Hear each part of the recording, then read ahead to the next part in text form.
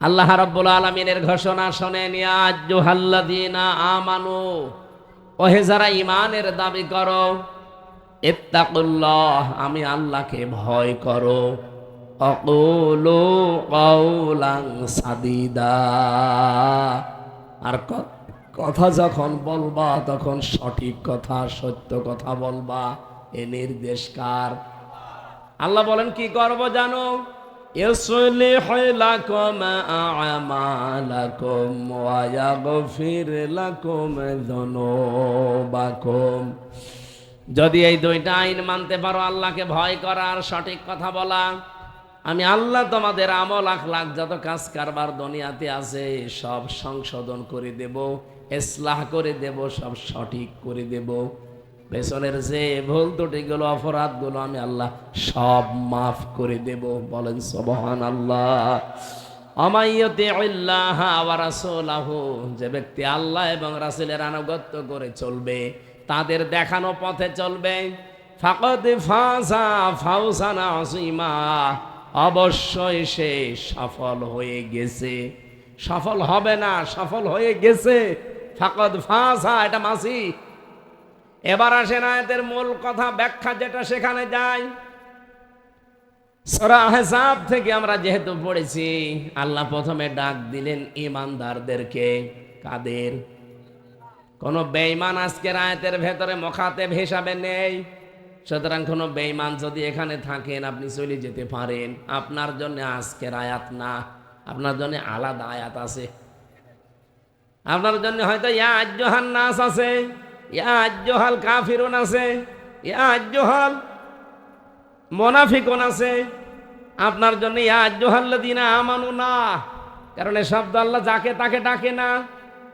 তাফসিরে ফি জিলালিল কোরআনে মুফাসসির লিখেছেন, আল্লাহ যখন শুধু ঈমানদারকে ডাক দেন, তখন আলাদা একটা ভঙ্গিমা তিনি দেন, আলাদা বাসন ভঙ্গি তার।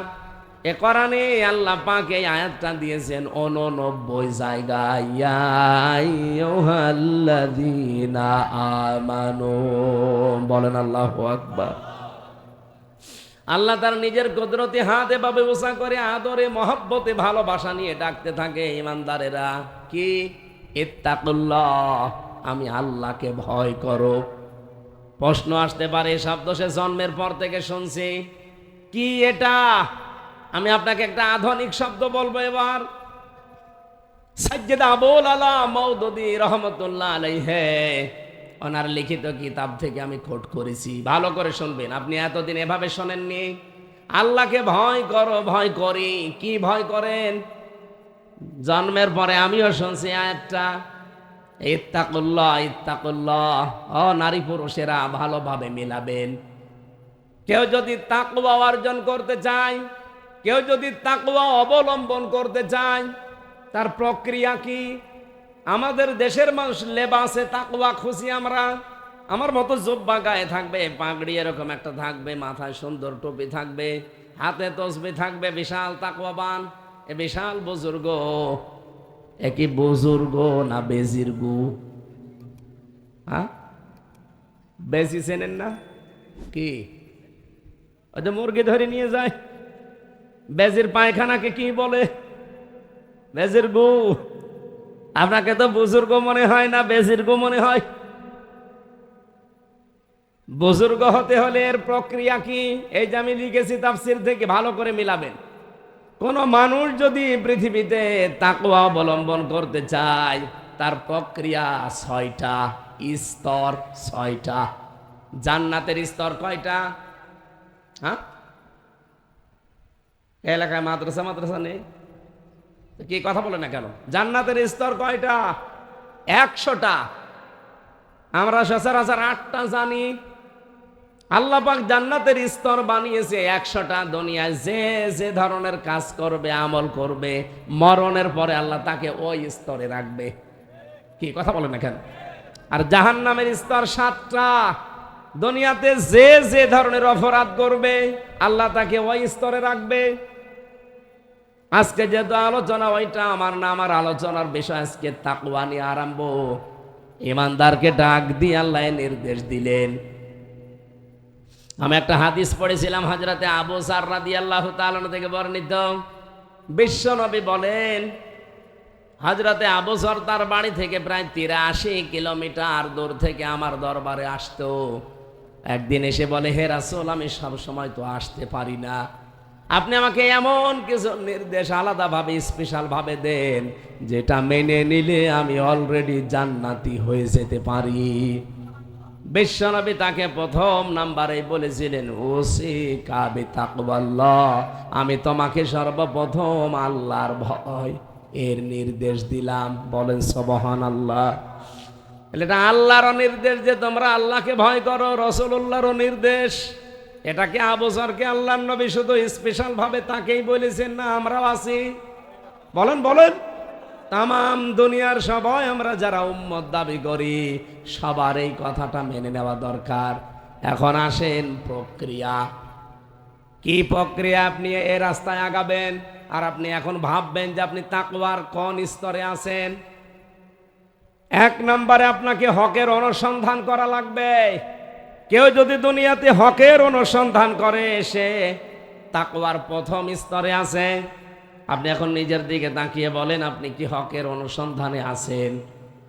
আমাদের জাতির পিতা যিনি হযরত ইব্রাহিম আলাইহিস সালাম, আল্লাহ রাব্বুল আলামিন তার এই খলিল থেকে হকের অনুসন্ধানে ছিলেন। আল্লাহ পাক বলেন, তিনি যে হকের অনুসন্ধান করছিলেন, ফালাম্মা জান্না আলাইহিল লাইলু রা কাওকাবা ক্বালা হাযা রাব্বি। তিনি তারকা দেখতে পেয়েছিলেন সন্ধ্যা আকাশে। তারকা দেখতে পেয়েই তিনি মনে মনে ভাবলেন, এটা আমার রব। ক্বালা ফালা ক্বালা লা উহিব্বুল আফিলিন। ফালাম্মা ফালা, যখন এটা ডুবে গেল তখন তিনি বললেন, যা ডুবে যায় সেটাকে আমি পছন্দ করি না, ভালোবাসি না। এখানে কয়েকটা স্তরের নাম আছে। এরপরে তিনি দেখেছিলেন চন্দ্র, রাতের গভীরে দিনে দেখলেন চাঁদ উঠে আছে। তিনি ডাক দিয়ে বলেছিলেন, ফালাম্মা রাআল কমারা বাযিগান ক্বালা হাযা রাব্বি। ফালাম্মা আফালা ক্বালা লাইল্লাম ইয়াহদিনি রাব্বি লাআকুনান্না মিনাল কওমিয যাল্লিন। চন্দ্র দেখার পরে বললেন, এটা আমার রব। যখন চন্দ্রও ডুবে গেল সকাল আসতে আসতে, তিনি বললেন, না, আমি তো বদভ্রান্তের ভেতরে, উদ্ভ্রান্তর ভেতরে আছি। আল্লাহ যদি আমাকে হেদায়েত না দেয়। সকালবেলা সূর্য দেখলেন, বিশাল সূর্য উঠতেছে পশ্চিম আকাশে। ওটা দেখার পরেই তিনি ডাক দিলেন, ফালাম্মা রাআশ শামসা বাযিগাতান ক্বালা হাযা রাব্বি হাযা আকবার। তিনি বললেন, এই তো বিশাল রব, এইটাই আমার বড় রব। ওইটাও যখন অস্তমিত হয়ে গেল, ফালাম্মা ফালাত ক্বালা ইয়া কওমি ইন্নী বারিয়ুম মিম্মা তুশরিকুন। তিনি বললেন, যেটা ডুবে যায় ওটাকে আমি আমার রব হিসাবে মানি না। দুনিয়ার মানুষেরা, আমার বংশের মানুষেরা, আমার গোত্রের মানুষেরা, আমার কওমের মানুষেরা সাক্ষী থাকো, আমি তোমাদের সাথে শিরিক করি না, শিরিক থেকে আমি মুক্ত। এবার ঘোষণা দিয়ে দিলেন সবার সামনে দাঁড়িয়ে, ইন্নী ওয়াজ্জাহতু ওয়াজহিয়া লিল্লাযী ফাতারাস সামাওয়াতি ওয়াল আরদা হানিফা ওয়া মা আনা মিনাল মুশরিকিন। হযরত ইব্রাহিম ওই দিন বলেছিলেন, আমি তোমাদের সবার দিক থেকে মুখ ফিরিয়ে নিলাম, ওই আল্লাহর দিকে আমার মুখমণ্ডল ঘুরিয়ে দিলাম, যিনি আসমান আর জমিনের উদ্ভাবক। একনিষ্ঠভাবে আমি ফিরে এসেছি হানিফা। আমি লোক দেখানোর জন্যে, রিয়ার জন্যে না। কে কি বলবে ওদিকে আমি তাকাইনি। আমি সত্যি আল্লাহর দিকে একনিষ্ঠভাবে ফিরে এসেছি। অমান আমিনাল মুশরিকিন, আর আমি কিন্তু মুশরিক না। আমি কি না? আরো জোরে বলেন, আরো জোরে বলেন। এ কথাটা বলে তিনি শেষ করে দেননি। এইবার যে আয়াত পড়বো এইটাই আমি বাংলাদেশের সাথে মেলাতে চাই। আমাদের জাতির পিতা হযরত ইব্রাহিম তিনি হক অনুসন্ধান করে করে পেয়েছিলেন। আর আমাদের দেশে মানুষকে আলেমেরা হক পথ চোখে আঙ্গুল দিয়ে দেখিয়ে দেয়, এরপরও মানতে চায় না। এক কথা বলুন। হযরত ইব্রাহিম ওই দিন ডাক দিয়ে বলেছিলেন, হাজ্জাহু কওমুহু ক্বালা তুহাজ্জুনি ফিল্লাহি ওয়া ক্বাদ হাদান ওয়ালা খাফু মা তুশরিকুনা বিহি ইল্লা আইয়াশা রাব্বি শাইআ ওয়াসিআ রাব্বি কুল্লা শাইইন ইলমা আফালা তাতাযাক্কারুন। তার জাতির লোকদেরকে বলেছিলেন হাজ্জাহু কওমু, যখন তার জাতির লোকেরা তার সাথে ঝগড়া আরম্ভ করেছিল, তারা নিজেরা শিরিক করে, ফেরাউনের বানানো আইন মেনে, নমরুদের বানানো আইন মেনে চলে, মানুষের তৈরি করা আইনগুলো তারা প্রতিষ্ঠার জন্য চেষ্টা চালায়। আর ইব্রাহিম আলাইহিস সালাম হক অনুসন্ধান করে যখন পেয়ে গেলেন, তখন তিনি এই হককে 2 নম্বরে কবুল করে নিলেন। শুধু কবুল করে শেষ করেননি, এটা তিনি প্রচার আরম্ভ করলেন। এদিকে তাকান, হক অনুসন্ধানের প্রক্রিয়া। আপনি যে তাকওয়ার কোন পর্যায়ে আছেন আপনি প্রথমে বুঝবেন যদি হক অনুসন্ধান করার তালে থাকেন সব সময়, যে কোথায় হক পাওয়া যায়। এই বাংলাদেশে আজ হক অনুসন্ধান করা বড় সহজ না কঠিন? সবচাইতে বড় কঠিন। সবাই তো বলে আমরা হক, আট রসিয়ে বলে আমরা হক, দেওয়ান বাগির মতো ভণ্ড বলে আমরা হক, এমনকি মাঝ ভান্ডারি নজিবুল বশর ও কিন্তু এতদিন হক বলি চলতো।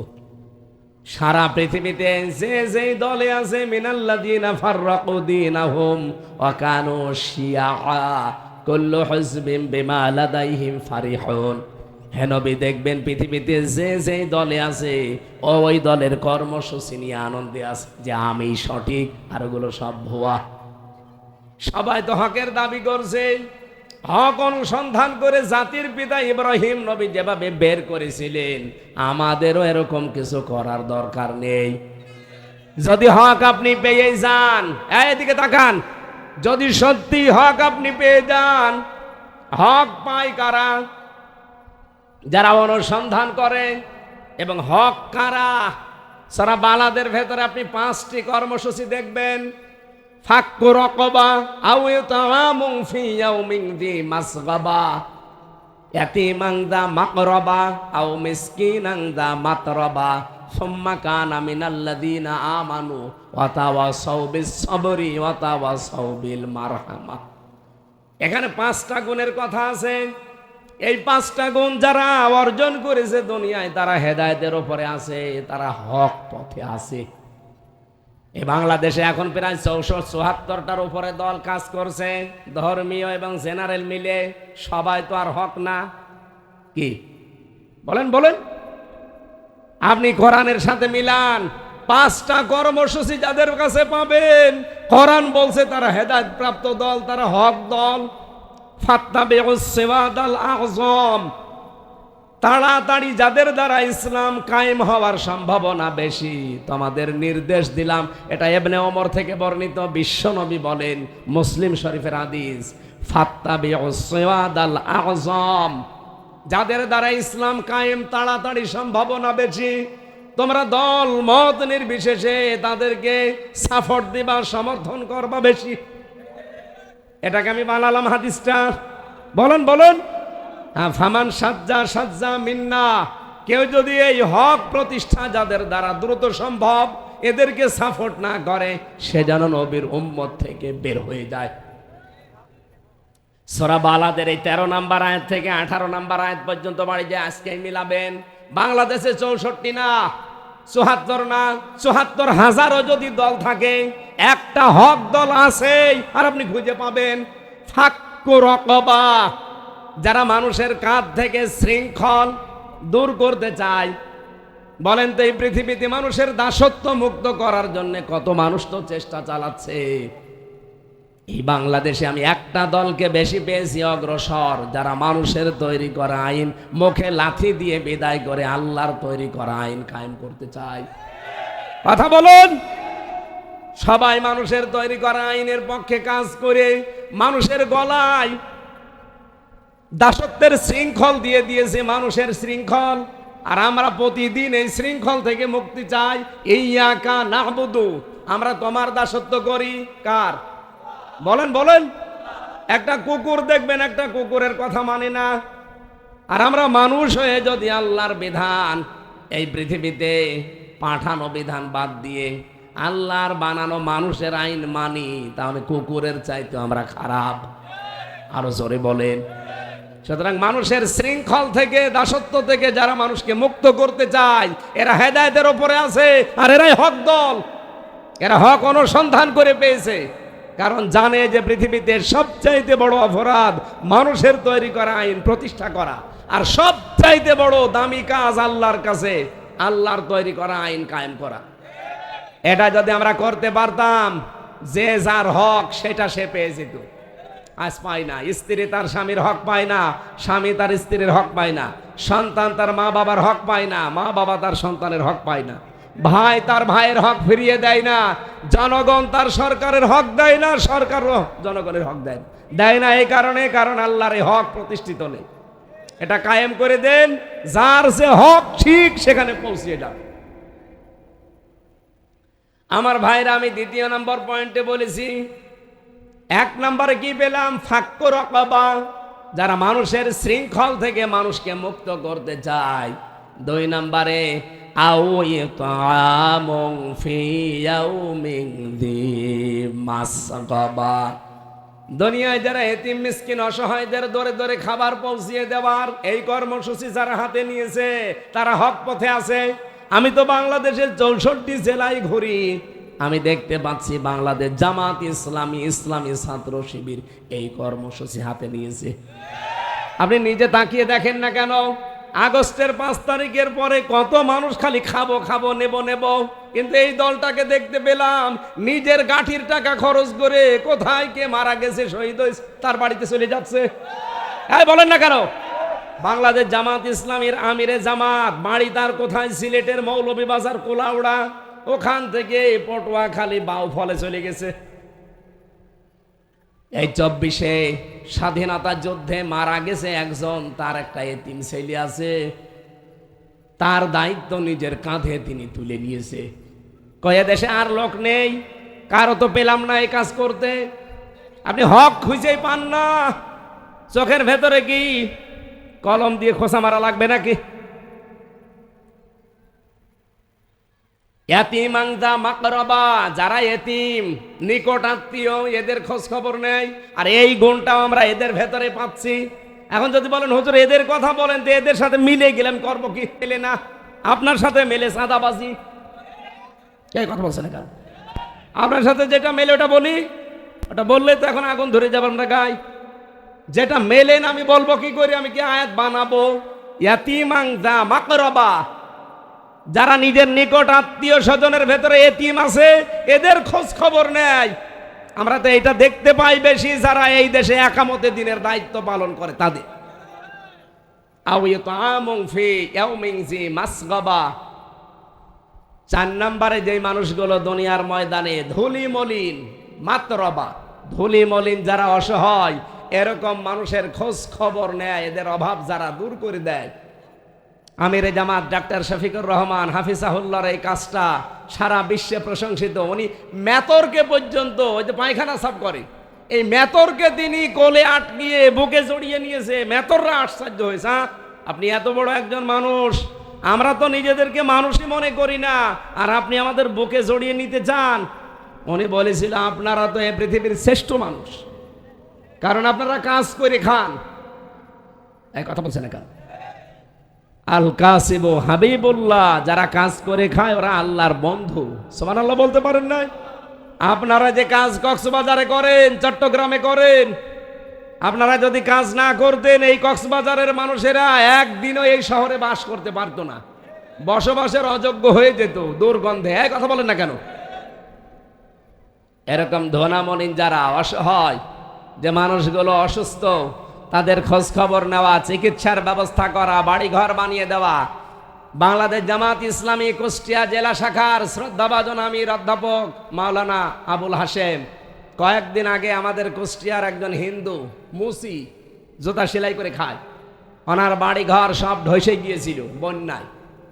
উনি নিজে জেলা জামাতের পক্ষ থেকে টাকা কালেকশন করে 2.5 লক্ষ টাকা দিয়ে তার বাড়িটা বানিয়ে দিয়েছে। পৃথিবীর ইতিহাস হয়ে গেল না? টাকা পয়সা আর অন্য দলের নেই, ওই তাদেরকে তো এগিয়ে দিয়ে আসতে দেখলাম না। এরপরও আপনি হেদায়েত প্রাপ্ত কারা, তাদের খুঁজেই পান না।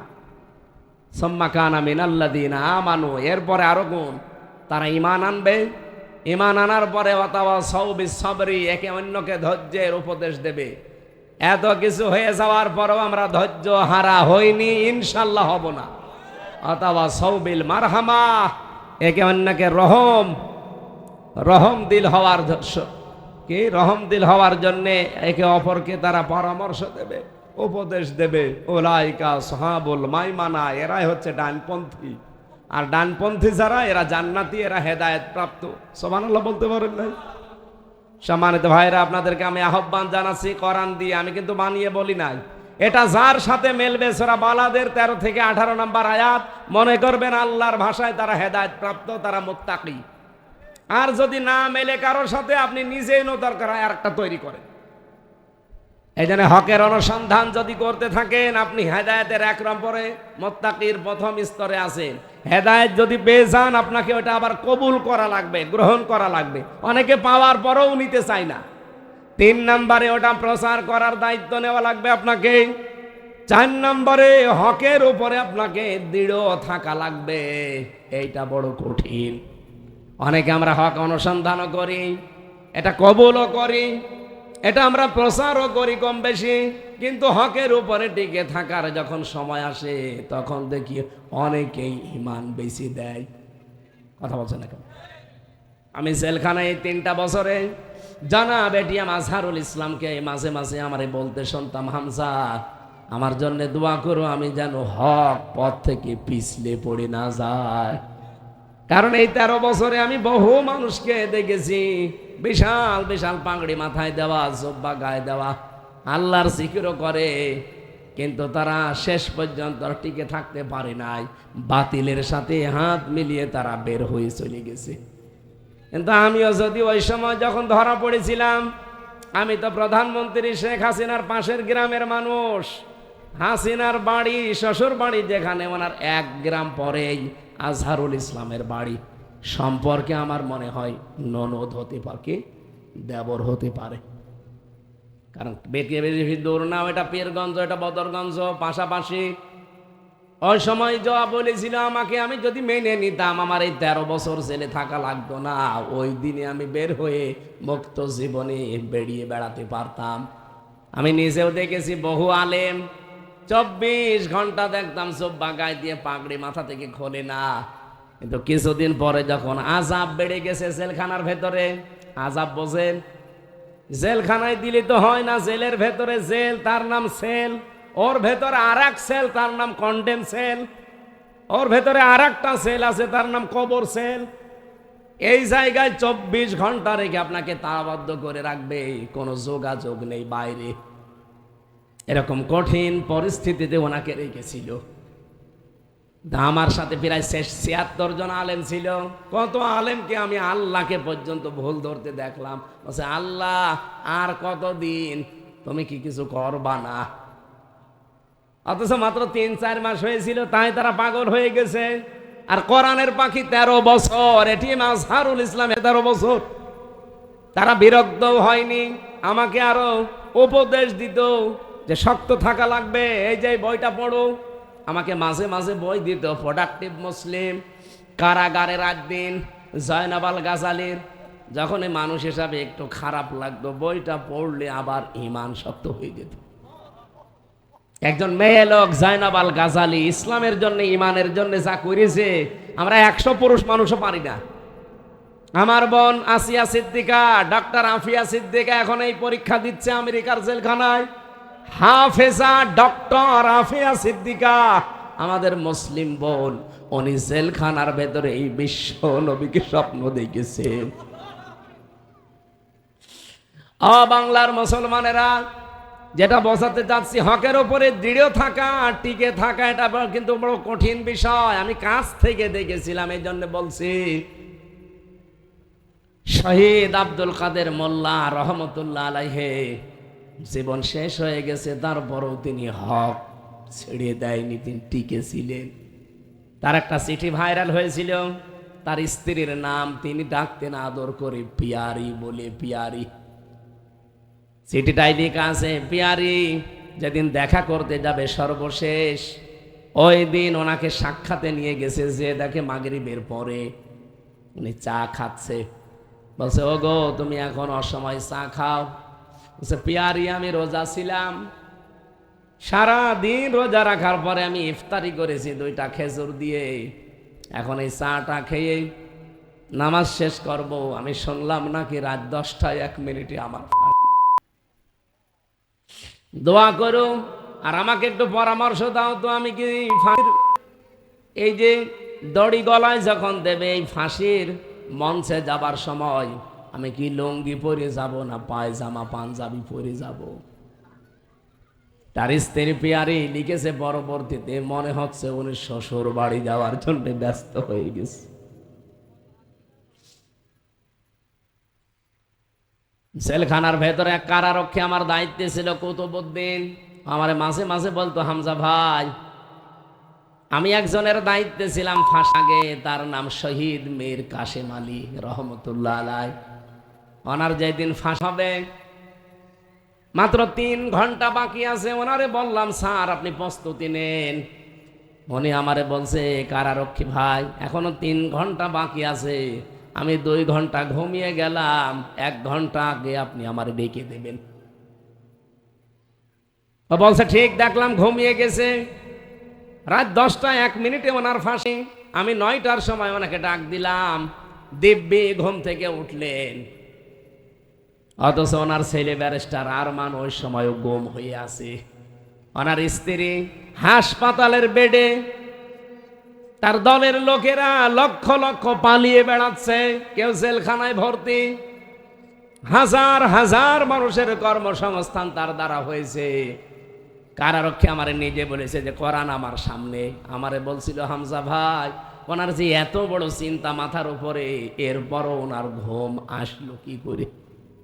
আমি ওই দিন তাকে সূরা হামিম সেজদারে 30 নম্বর আয়াতটা শুনিয়েছিলাম, যে আপনি বোঝেননি, কিন্তু আমি বুঝেছি কেন তার ঘুম এসেছে। ইন্নাল্লাযীনা ক্বালু রাব্বুনাল্লাহ, যে মানুষগুলো এই কথা বলতে পারে যে আমার রব আল্লাহ, সুম্মাস্তাকামু, আর এই হকের উপরে যারা টিকে থাকতে পারে, দৃঢ় থাকতে পারে, তাতানাজ্জালু আলাইহিমুল মালায়েকা, আল্লাহ নিজে তাদের উপরে ফেরেশতা নাযিল করেন। ফেরেশতা 1-2 জন 2 জন না, মালায়েকা বহু বচন, লক্ষ লক্ষ ফেরেশতা এসে তার কানের কাছে বলতে থাকে, আল্লাহ তাখাফু ওয়ালা তাহজানু, কোনো চিন্তা করবেন না, কোনো ভয় করবেন না। কিসের চিন্তা করেন? যে আপনার ছেলে ব্যারিস্টার গুম হয়ে আছে, চিন্তা হয়। আপনার স্ত্রী হাসপাতালের বেডে কাতরাচ্ছে, আপনার কষ্ট হয়। আপনার দলের লোক পালিয়ে বেড়াচ্ছে, আপনার চিন্তা হয়। কোনো চিন্তা নেই, কোনো টেনশন নেই। এগুলোর সব দায়িত্ব আল্লাহ নিজের হাতে তুলে নিয়েছে। আবশিরু বিল জান্নাহ, ওই যে জান্নাত দেখা যাচ্ছে, ওর সুসংবাদ নেন। আল্লাতী কুনতুম তুআদুন, যার ওয়াদা আল্লাহ করেছিলেন। আমি সত্যি কথা বলছি, ওই দিন বলেছিলাম যে কারারক্ষী ভাই, কুতুব ভাই মীর কাশেম আলী রহমতুল্লাহ আলাই, অবশ্যই আল্লাহ তাকে ফেরেশতা দিয়ে এই সুসংবাদ শুনিয়েছেন যে কোনো চিন্তা করবেন না, কোনো ভয় নেই। আপনার ছেলে গুম হয়েছে, তাতে কি ওর দায়িত্ব আল্লাহ নিয়েছে। এই জন্যে 9 বছর পরে আল্লাহ আবার ফেরত দিয়েছে। এক কথা বলেন না কেন? আপনি ভাবতে পারেন, বলতে যত সহজ মনে হচ্ছে অত সহজ না। আপনি জেলখানায় থেকে দেখেন তো 5 বছর কেমন লাগে আপনার। আমি 3 বছরে হাফ পাগল হয়ে গেছি। সে বছরের পর বছর, তাও আমার মতো তো এত সহজ না। তার জীবন দেখেছেন আপনি। আমাদের এই উপমহাদেশের ভেতরে ইসলামী অর্থনীতিতে যদি আপনি 10 জন মানুষ পান, তার ভেতরে মীর কাসেম আলী একজন। আপনি কি মনে করছেন উনি শুধু জামাত ইসলাম করে এই জন্য ওনাকে মেরে ফেলেছে? না, ওনাকে মেরে ফেলা হয়েছে। ভারত খুব ভালোভাবে জানতো যে এই লোকটা যদি বেঁচে থাকে, যেভাবে এগিয়ে নিচ্ছে অর্থনীতি দিয়ে, 10 বছর এগিয়ে থাকলে আমরা অনেক পিছনে পড়ে যাব। এই কারণে তাকে মেরে ফেলেছে ষড়যন্ত্র করে, আন্দাজ এক বোমা মামলা দিয়ে।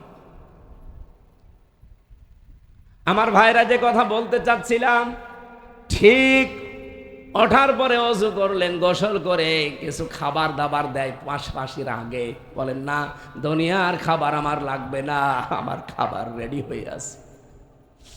ফেরেশতার মনে হয় কিছু বলেছিল তাকে, তাছাড়া তো এরকম কনফিডেন্স আসার কথা না। যে লোকটা যাবার আগে বলতে পারে যে আমি লুঙ্গি পরে যাব না পায়জামা পরে যাব, আপনি বলতে পারেন, ভাবতে পারেন সে লোকটা কোথায় যাচ্ছে। অবশ্যই কিছু না কিছু সে দেখেছিল। আল্লাহর কোরআনেও এই কথা, তাতানা আল্লাহ সম্মাস্তাকমু, যারা টিকে থাকতে পারবে হকের উপরে, আমার আল্লাহ তাদেরকে এই সুসংবাদগুলো দেবে। 4 নম্বরে পেয়েছি, শুধু টিকে থাকলে হবে না, 5 নম্বরে হক আপনাকে কায়েম করা লাগবে। এটা আমি বানালাম, বলেন। এটা আছে সূরা সূরার 13 নম্বর আয়াতে। এই পৃথিবীতে একমাত্র হক দিন ইসলাম, এই জন্য নাকিমুদ্দিন ওয়ালা তাতাফাররাকু ফি, সবাই মিলে দিন কায়েম করো, এখানে কোনো ফতোয়াবাজি করবা না। কিছু শয়তান এখনো দেখছি মাথা ছাড়া দিচ্ছে। সেদিন সিলেটে 3 কোটি টাকা ওই আওয়ামী লীগের কাছ থেকে খেয়ে ফতোয়াবাজি করেছে যে জামাত ইসলাম ওদের আকীদা ঠিক নেই। পরে একজনকে ধরেছে, 12 জনের ভেতরে একজনকে ধরেছে। এমন পিটানো পিটিয়েছে, বলছে আমারে পিটাবেন না, আমি সব বলে দিচ্ছি। যে কি করেছিস বল? বলছে এই ফতোয়াবাজি করার জন্য আমাদের 3 কোটি টাকা দিয়েছে আমাদের নেতারা, এই কারণে এই কথাগুলো বলছিলাম। যারা এরকম মাথা ছাড়া দিয়ে উঠবে, বুঝবেন পেছনে কোনো দুর্বিসন্ধি আছে।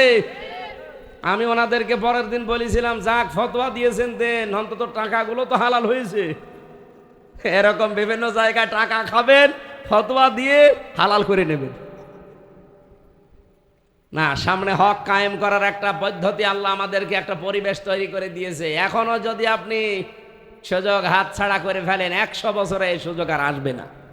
আন্তর্জাতিক যত চাপ আছে, ইনশাল্লাহ আমরা আল্লাহকে রাখবো। আল্লাহুম্মা ইন্না নাজআলুকা ফি নুহুরিহিম ওয়া নাউযু বিকা মিন শুরুরিহিম।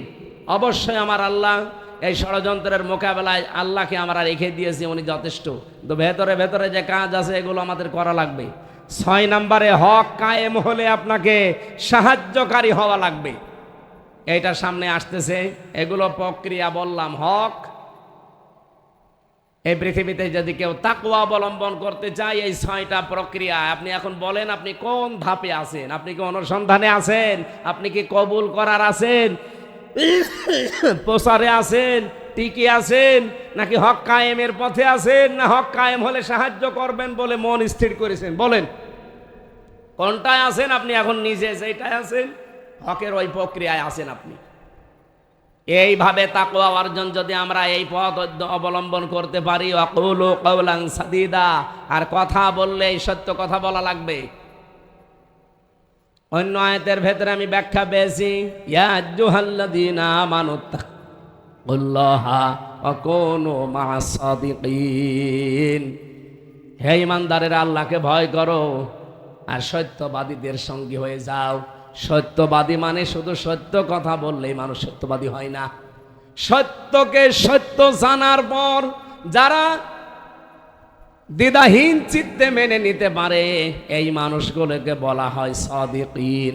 যেমন হযরতে আবু বকর সিদ্দিক, যেটা আবু জেহেল বিশ্বাস করে নাই আর উপহাস করেছিল, অথচ হযরতে আবু বকর কথাটা শোনার পরেই বলেছিলেন, হে নবী এ কথাগুলো কি ঠিক? বিশ্ব নবী বললেন হ্যাঁ। তিনি বললেন, আমি 1 চুল 1 বিন্দু পরিমাণে অবিশ্বাস করি না, আমি বিশ্বাস করে ফেলেছি আপনার মেরাজ সত্য, হক। জোরে বলেন সুবহানাল্লাহ। নবীজি বললেন, আবু বকর তুমি প্রশ্ন ছাড়াই বিশ্বাস করে নিলে, আজকে তোমারে খালি হাতে ফেরত দেব না। এত বড় হক সত্যকে যখন বিনা প্রশ্নে বিনা দ্বিধাহীন চিত্তে মেনে নিলে আজকে থেকে তোমার নামে আমি লকব দিয়ে দিলাম সিদ্দিক। এই জন্য সত্যকে সত্য জানার পরে যারা গ্রহণ করবে তাদের সাথে থাকা লাগবে। কেউ যদি ঈমান আনতে চায়, কোরআনে কারীম তাকে জানিয়েছে ফামাইয়াকফুর বিত্তাগুতি ওয়া ইউমিন বিল্লাহ, ঈমান আনতে চাও আগে তাগুত ছেড়ে দাও। প্রশ্ন আসতে পারে তাগুত কাকে বলে? মা মানা তাগুত লুগাতান ওয়া শারহান। আমি তাগুতের অর্থ পড়েছি চারটা। এক নম্বরে তাগুত হচ্ছে ওই শক্তি যে নিজে আল্লাহর বিধান মানে না, অন্য কেউ মানবে মানতেও দেয় না। এটা 15.5 বছরে অলরেডি আমরা দেখেছি। নিজেও মানতো না, কেউ যে মানবে মানতেও দিত না। কি কথা বলে না কেন? প্রশ্ন আসতে পারে কই নামাজ তো নিজেও পড়তো, আমাদেরও পড়তো, মসজিদ বানিয়েছে 560টা, আর আপনি একই বলেন? আরে ভাই, মসজিদকে বাবার টাকা দিয়ে বানিয়েছে, সব তো সৌদির টাকা। এ মসজিদের পেছনে কি উদ্দেশ্য ছিল আপনি জানেন? আর কয়েকদিন যেতে দিতেন, ওখান থেকে বাবার নামে খুতবা তৈরি হতো। আমি 2016 সালে একবার হজে গিয়ে আরাফাতের ময়দানের পাশে মসজিদে নামিরা, এখানে কাবার ইমাম খুতবা দিচ্ছিলেন। উনি উচ্চারণ করলেন খুতবার ভেতরে শহীদ জিয়াউর রহমান। ও বলছে নাউজুবিল্লাহ, লোকটা যে শহীদ এমনি বলে নাই। বাংলাদেশে বঙ্গবন্ধুকেও মানুষ মেরে ফেলেছে, জিয়াউর রহমানকেও মেরে ফেলেছে। আজ পর্যন্ত কোনো মানুষের মুখে শুনেছেন যে শহীদ বঙ্গবন্ধু? না, আমি তো শুনিনি। কিন্তু জিয়াউর রহমানের নাম শুনলে মানুষ বলে শহীদ জিয়াউর রহমান। কি দুইজনকে দুই রকম নামে ডাকে কেন? দুইজনকেই তো মানুষ মেরে ফেলেছে। কারণ শহীদ এই শব্দটা যার তার নামের আগে পরে দেওয়া ঠিক না। আমরা যদিও অনেকের নামে লাগিয়ে দেই, শহীদ কত বড় কঠিন শব্দ জানেন? এটা এত মর্যাদা আল্লাহ দিয়েছেন শহীদদের। কেউ যদি শহীদ হয় আপনি বলতে পারবেন না যে মরে গেছি। ওয়ালা তাকুলু লিমা ইউকতালু ফি সাবিলিল্লাহি আমওয়াত। আল্লাহ বলেন এ কথা কখনো বলবি না যে শহীদ যারা ওরা মরে গেছে, বাল আহয়াউন, ওরা জীবিত। ওয়ালাকিল্লা তাশউরুন, কিন্তু তোমরা টের পাও না। সূরা আলে ইমরান 169 নম্বর আয়াতের আল্লাহ আরো বেশি আর এক ধাপ বাড়িয়ে বললেন, এত মুখ দিয়ে বলা যাবে না, অন্তরেও ধারণা করা যাবে না। ওয়ালা তাহসাবান্নাল্লাযীনা কুতিলু ফি সাবিলিল্লাহি আমওয়াতা, যারা শহীদ হয় কেউ যেন ধারণাও না করে যেন মরে গেছে। বাল আহয়াউন ইনদা রাব্বিহিম ইরযাকুন, বরং তারা জীবিত এবং আমি আল্লাহ তাদেরকে রিজিক দেই। সুবহানাল্লাহ বলতে পারেন না? আপনি এই ফিলিস্তিনের ছোট ছোট বাচ্চারা, তারা নিজেরা, আমি গতকালকেও দেখেছি একটা বাচ্চা, সাংবাদিক বলছে যে বাচ্চাটা বলতে চায় যে আমার উপরে বোমা মারেন। আমি শুনেছি জান্নাতে নাকি খাবারের কোনো অভাব নেই। আমরা আসবো, আয়াতের প্রেক্ষাপট যেহেতু আসবে আমরা ওদিকে কথা বলবো। আমি যে কথাটা এখানে তুলতে চেয়েছি, শহীদ এ শব্দটা অনেক দামি শব্দ। কাবার ইমাম কেন জিয়াউর রহমানের নামে কথা বললেন? এই যে লক্ষ লক্ষ হাজী সাহেব আমরা পাড়া পৃথিবী থেকে যাই, যে নিম গাছের নিচে আশ্রয় নেই, এটা জিয়া গাছ বলা হয় ওই দেশে, শাজারাতু জিয়া, জিয়া ট্রি বলে। এই লোকটা এই কাজটা করেছিল, হাজার হাজার গাছ নিয়ে ওখানে না গিয়েছে।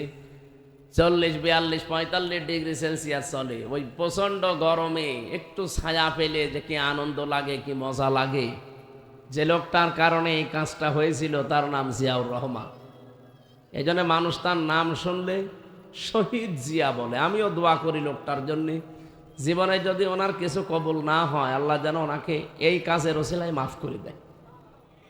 বলেন বলেন। তার আদর্শ মেনে যারা রাজনীতি করছে, আগস্টের 5 তারিখের পরে আমরা অনেকের চরিত্র পাল্টিয়ে যেতে দেখলাম। নবীজি বলেন মানিদ দাগা মা লাইসা লাহু ফালাইসা মিন্না ওয়ালিয়াতাবাব্বা মাকআদাহু মিনান নার। মুসলিম শরীফের হাদিস, হযরতে আবু যর রাদিয়াল্লাহু তাআলা আনহু থেকে বর্ণিত। যেই জিনিস তোমার না, ওই জিনিস যদি তুমি নিজের দখলে নিয়ে নাও, নবীজি বলেন 2টা শাস্তি তার। 1 নম্বরে সে আমার উম্মত না, 2 নম্বরে তার নিজের স্থান সে যেন জাহান্নামে বুকিং করে নিল। আগস্টের 5 তারিখের পরে এই হাদিসের বাস্তব আমরা অনেক মানুষের জীবনে পেয়েছি। অনেকেই দেখলাম বাবা শাহজালাল সব হালাল করে নিল। ওই জিনিস কি আপনার? আপনি যে জোর করে দখল করে নিলেন অথবা চাঁদাবাজির মাধ্যমে ছিনতাইয়ের মাধ্যমে নিয়ে নিলেন, এরকম চরিত্র দেশে অনেকের ছিল না? এখনো আছে না? আপনি নামাজ পড়তে পারেন, রোজা রাখতে পারেন, হজ করে আসতে পারেন, আল্লাহর কসম আপনি নবীর উম্মত আর নেই। ফালাইসা মিন্না, আপনি বের হয়ে গেছেন। আপনি রাগ না করে নিজেকে সংশোধন করেন। এটা যদি রেকর্ড হচ্ছে তো শুধু টেকনাফে না, সারা বাংলাদেশে এই চরিত্র যাদের আছে, এমনকি ইসরাইল 1940 সালে তাদেরকে আপনাদের রোহিঙ্গাদের মতো থাকতে দিয়েছিল দয়া করে, আর শয়তানরা এখন সব দখল করে তাদেরকে দেশ থেকে তাড়িয়ে দিচ্ছে। এই দখলদার, এই পৃথিবীর নিকৃষ্ট জাতি এখন এই ইহুদা। হিটলার মাঝে মাঝে বলতো আমি ইহুদিদেরকে এমনিতে ধ্বংস করি নাই, কয়েকটা বাঁচিয়ে রাখলাম, পৃথিবীর মানুষ পরে বুঝবে যে আমি কেন তাদেরকে এভাবে সমূলে ধ্বংস করেছিলাম।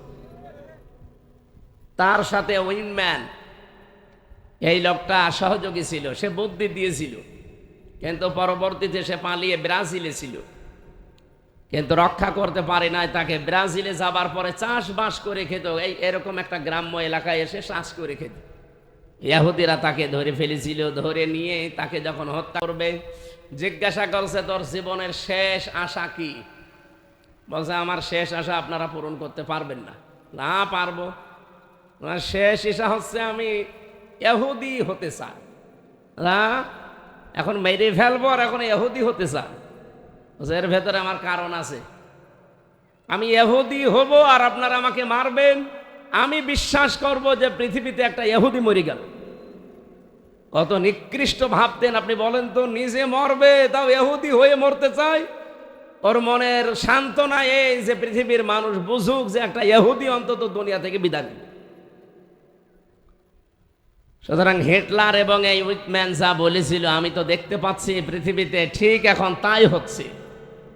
ওরা যা দখলদারি আরম্ভ করেছে, ওরা তো নবীর উম্মত না, 1 নম্বরে ওদের জন্য নেই। 2 নম্বরটা ওয়ালিয়াতা বাব্বা মাকাদাহু মিনান নার, সে যেন জাহান্নামে নিজের স্থান তৈরি করে নিল। ওরা এখন প্রত্যেকেই জাহান্নামী যারা এই দখলদারিতে লিপ্ত। এই কথা বলেন না কেন?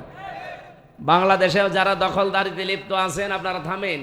মিথ্যা কথা আমাদের বিরুদ্ধে ছড়ায় যে বাংলাদেশ জামাত ইসলামীর লোকজনেরা ইসলামী ব্যাংক দখল করে নিয়েছে। আপনি এরকম মিথ্যা কথা বলতে পারলেন? ইসলামী ব্যাংক তো তাদের রক্ত ঝরা পয়সা দিয়ে করা, তাদের ব্যাংক তারা ফিরে পেয়েছে, এখানে দখল করার কি হলো? আর আমরা যেটা করি ওটা কিন্তু পুরাটাই দখলদারিত্বের ভিতরে পড়ে। সুতরাং এইগুলো বন্ধ করেন। যেই জিনিস আপনার না, জোর করে যদি নিজের দাবি করে আয়ত্তে নিয়ে নেন, আপনি 2টা ক্ষতির সম্মুখীন হবেন। 1 নম্বরে ওই দিনই আপনি নবীর উম্মত থেকে বের হয়ে যাবেন, আর মারা গেলে আপনার স্থান একটা জাহান্নাম। বলেন নাউজুবিল্লাহি মিন যালিক। এই কথা শোনার পরে যদি কেউ নিজের গায়ে টেনে নিয়ে বলে হ্যাঁ আমারে বললেন, আমি আপনার নাম ধরে বলেছি? ওই যে মিজান আনসারী বলেছিলেন একদল খেয়েছে আর একদল রেডি হয়ে আছে, তো কিছু মানুষ রেগে গিয়েছে, হ্যাঁ আপনি আমারে বলেছেন। আর ওকে নাম ধরেছিল। কয়দিন আগে আমি মালয়েশিয়া ছিলাম মিজান বাদশাহ, বললাম ভাই এই কথা বলেছিলেন যে যারা আজ রেগে গেছে তাদের নাম? বল না আমি তো কারোর নাম বলিনি। ওরা নিজেরা চরিত্র ওই রকম, এই জন্য ওরা নিজেদের গায়ে লাগিয়ে নিয়েছে। এই জন্য আপনি নিজের গায়ে লাগিয়ে নেবেন কোন কারণে? আমি তো কোরআনের আলেম, কোরআন যেহেতু সবার জন্য, আমিও সবার জন্য। এখন যদি বলেন না আপনি জামাতের লোক, শিবিরের লোক, তাহলে আমিও বলবো আপনি বিএনপির লোক। আপনি এই ট্যাগ দেবেন কোন কারণে? আমি কি ওই দলীয় পরিচয় এখানে লিখে আপনার সামনে কোরআন প্রচার করছি? আমার প্রচার মাধ্যম এখন কোরআন, আর আমার পরিচয় এখন আমি কোরআনের আলেম। কোরআন যেমন সবার, আলেমও। বলেন নবীজি যদি এখানে আসতেন এ কথা বলতে পারতেন যে আপনি না, আপনি তো জামাত ইসলামের নবী, আপনারা মানি না? নিজের যদি একটু সংশোধন হওয়ার নিয়ত থাকে, আজকের তেলাওয়াত কিন্তু আয়াতে তথ্যগুলো আসবে, আশা করছি আপনি পরিবর্তন হবেন ইনশাআল্লাহ। তাহলে আজকে থেকে আমরা সম্মান যদি সত্যি পেতে চাই, আমাদের ঈমান আনা লাগবে। আর ঈমান আনার আগে কাজ হচ্ছে তগুতকে ছেড়ে দেওয়া। তগুত কি? নিজে মানে না আল্লাহকে, অন্য মানবে, মানতেও দেয় না। তাহলে এরকম শক্তি যদি দেশে থাকে, অবশ্যই সেখান থেকে মুখ ফিরিয়ে লা ইলাহা ইল্লাল্লাহ মুহাম্মাদুর রাসূলুল্লাহ বলা লাগবে। এরকম শক্তি যদি আবার দেশে মাথা ছাড়া দেয়, সেখানে থাকা যাবে? বলেন বলেন। আমার মনে হয় আপনি কথা বুঝে ফেলেছেন। এরপরেও যদি কেউ বলেন আমি না বোঝার ভান করে বসে আছি, এদিকে আসেন, আসেন। কানের নিচে এমন জোরে দুইটা দেব না, আপনি সব টের পেয়ে যাবেন। আমার ভাইরা, ঈমান আনার আগে যেহেতু একটা কাজ করা লাগে, আমরা জানলাম তগুত ছেড়ে দেওয়া লাগে। আমরা তগুত ছেড়ে দিয়ে ঈমানের দাবি আজকে থেকে করব, যেন দাবিটা সত্য হয়। অনেকের দাবি তো সত্য না, মিথ্যা। 2 নম্বরে আল্লাযীনা উতুল ইলমা, যারা ইলম পেয়েছে, জ্ঞান পেয়েছে। এলেম আর জ্ঞান আমি তো কয়েকজনের নাম বইয়ে ফেললাম, তারাও এলেম পেয়েছিল, কিন্তু তাদের আর সম্মান নেই। কুকুরকে দেখলে যেভাবে মানুষ ঘৃণা করে, এই শোলাকিয়ার সাবেক নামধারী ইমাম মাওলানা ফরিদউদ্দিন মাসুদ, এদের নাম শুনলে মানুষ এদের দেখলে ঠিক ওইভাবে ঘৃণা করে। কারণ কি? তারাও তো জ্ঞানী মানুষ। জ্ঞানী হলেই হবে না, জ্ঞান অনুযায়ী তারা আমল করে না। কি? আপনাকে আলেম হতে হলে জ্ঞান অনুযায়ী কাজ করা লাগবে। জ্ঞান অনুযায়ী দুনিয়াতে যারাই কাজ করেছে, আপনি দেখেন তাদের মর্যাদা, সম্মান আমার আল্লাহ দিন যত চাই দুনিয়াতে নেই, তাতে কি আল্লাহ বাড়িয়েই দেয়। আমাদের কোরআনের বাকি আল্লামা সাইদি রহমতুল্লাহ আলাই কোরআনের জ্ঞান অনুযায়ী আমল করেছিল, আমার আল্লাহ এখন নেই সে, কিন্তু দিন যত যায় তার জন্য মানুষ বর দোয়া করে না দোয়া করে? আমি তো বর দোয়া শুনি না, যেখানে যায় দেখি অন্তত দোয়া করে, কান্নাকাটি করে, অথচ তিনি আজ নেই। দিন যত যাবে, যারা জ্ঞানের ওপরে আমল করেছে, পৃথিবীতেও থাকুক আর না থাকুক, মাস্ট বি তার সম্মান মর্যাদা আমার আল্লাহ বাড়াবে না, বাড়াতেই থাকবে। এরফা মোজারে। এবার আসেন, এই যে আয়াত পড়েছিলাম আপনাদের সম্মান বৃদ্ধি করার জন্য, ওয়ারাফা'না লাকা যিকরাক, এই আয়াতের পরে 2টা আয়াত আছে। এটা বলি আমি আয়াতের তাফসিরে চলে যাচ্ছি, ভালো করে শুনবেন। ফাইন্না মা'আল উসরি ইসরা, ইন্না মা'আল উসরি ইসরা। খুব ভালো করে শোনেন ভাই। আল্লাহ তাআলা উসরুন শব্দটা বলার আগে আলিফ লাম দিলেন, এর আগে মা দিলেন, এর আগে ইন্না দিলেন, এর আগে ফা দিলেন। তাফসীর পড়তে গিয়ে আমি মিলিয়েছি, এতগুলো শব্দ না দিয়ে আল্লাহ উসরুন ইসরুন এতটুকু বললে হয়ে যেত। কেননা উসরুনের আগে আলিফ লাম দিয়ে মারেফা করে নির্দিষ্ট করে কেন দিলেন? আর ইসরা এটা নাকেরা রেখেছেন অনির্দিষ্ট। যতগুলো তাফসির আমি মিলিয়েছি, আমি ক্লিয়ার হইনি। শেষে তাফসিরে ফি জিলালিল কোরআন থেকে আমার কাছে এটা ক্লিয়ার হয়েছে।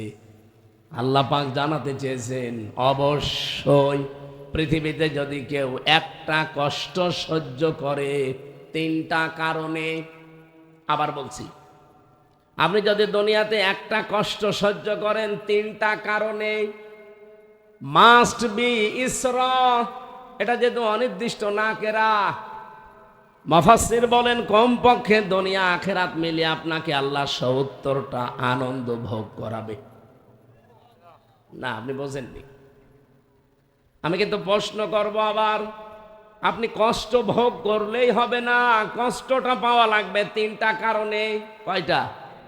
পৃথিবীতে অনেকেই কষ্ট পায়, কিন্তু এই 3 কারণের বাইরে।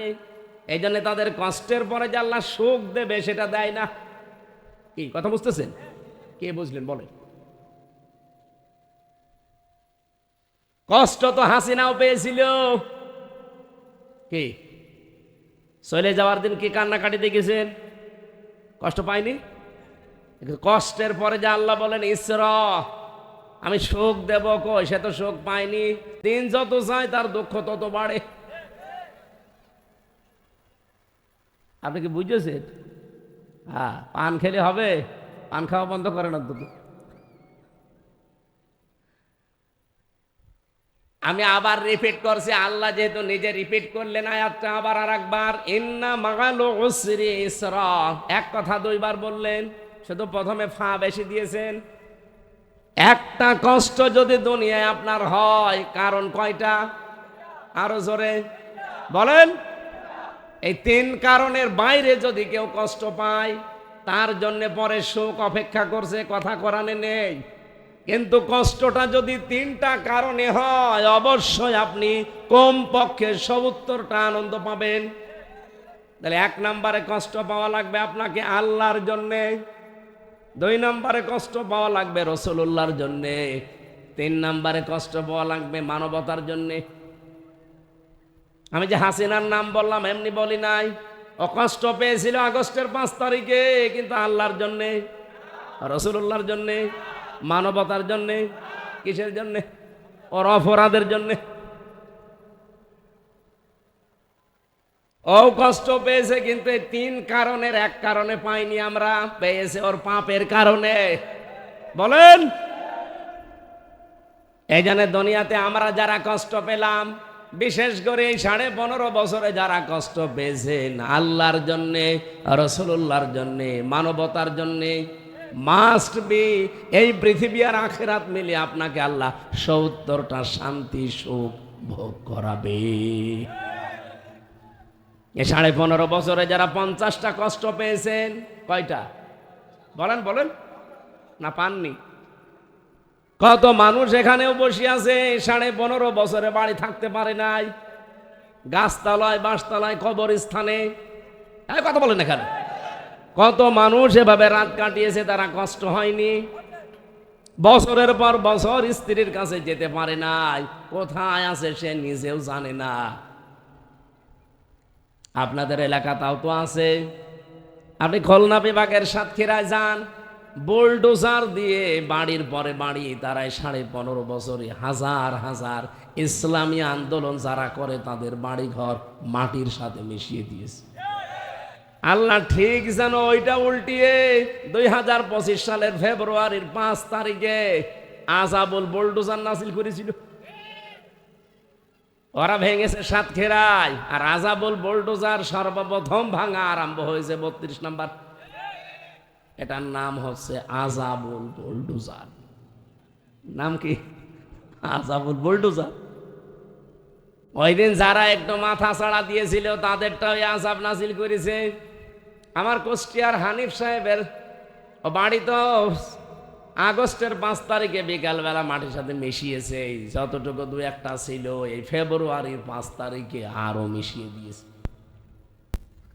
আমি চিন্তা করেছি এই আয়াতটা নিয়ে যে দুনিয়াতে সত্যি যারা কষ্ট পাবে ইসলামের জন্য একটা, তাকে আল্লাহ ৭০টা সুখ ভোগ করাবে।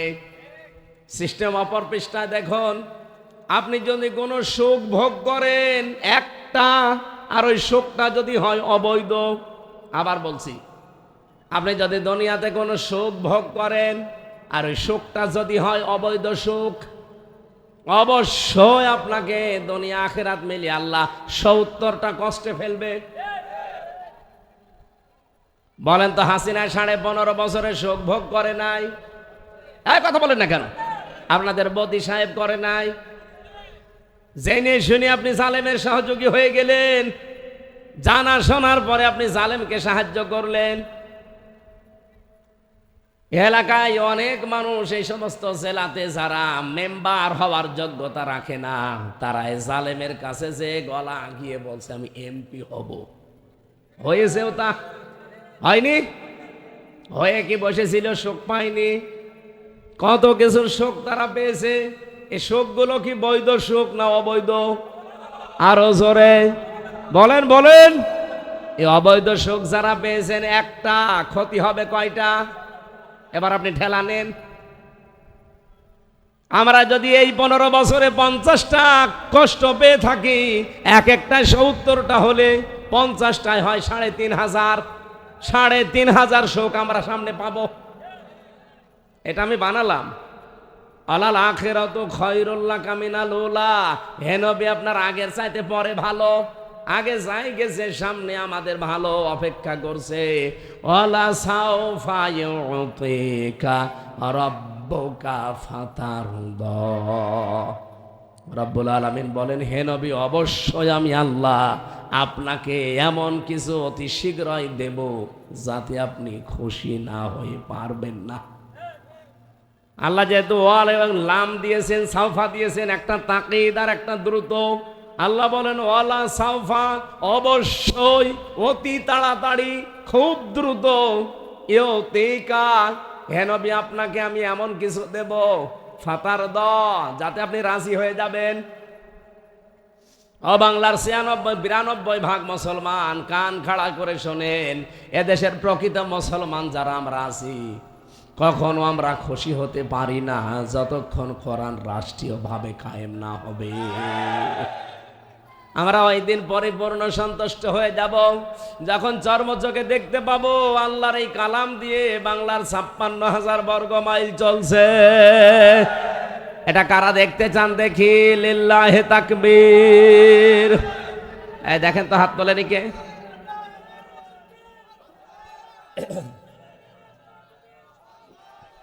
আলহামদুলিল্লাহ ভাই। খুশির সংবাদ যেহেতু ফাতারদা, আল্লাহ বলেন তুমি খুশি হয়ে যাবে, রাজি না হয়ে পারবে না। একটা খুশির সংবাদও দিচ্ছি। আগস্টের 5 তারিখের আগ পর্যন্ত, এই আওয়াজ কমে গেল মানে, মাইক্রোসফট খ্রিস্টানরা চালায় সারা পৃথিবীর 257টা দেশের রিপোর্ট দিয়েছে।